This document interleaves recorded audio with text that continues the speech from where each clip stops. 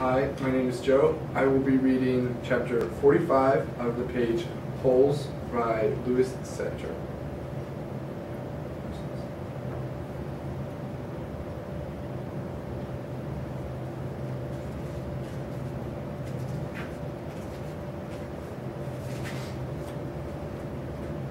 The beam of the flashlight was directed away from Stanley's eyes onto Zero, who was sitting on his knees.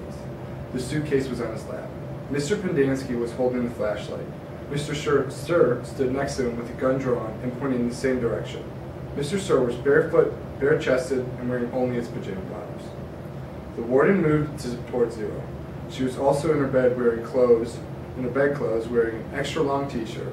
Unlike Mr. Sir, however, she had her boots on.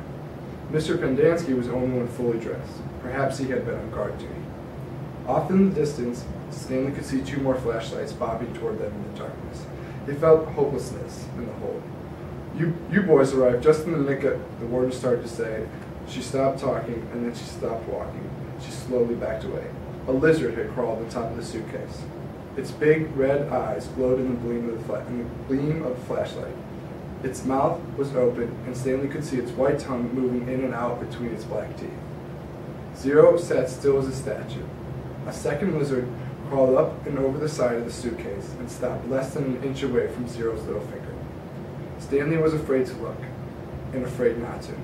He wondered if he should scramble out of the hole before the lizards turned on him, but he didn't want to cause any commotion. The second lizard crawled across Stanley's Zero's finger and halfway up his arm. It occurred to Stanley that the lizards were probably on the suitcase when he handed it to Zero. "There's another one," gasped Mr. Pendanski.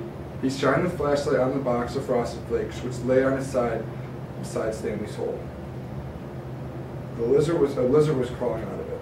The light also illuminated Stanley's hole. He glanced downward and had to force himself to suppress the scream. He was standing in a lizard's nest. He felt the scream explode inside him. This book was banned, this book is not banned, it's only been challenged. It was challenged on July 24th. A parent objected holes to being read aloud in the 4th grade classroom in C.K. Burns School in Sacramento.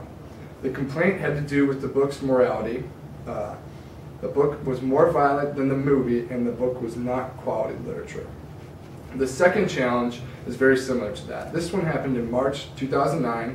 A family challenged holes as a read-aloud in a 5th grade classroom at Connors Emerson School in Barbara Heights. Again, the parents thought the book was inappropriate for 5th graders and was not quality literature. Thank you.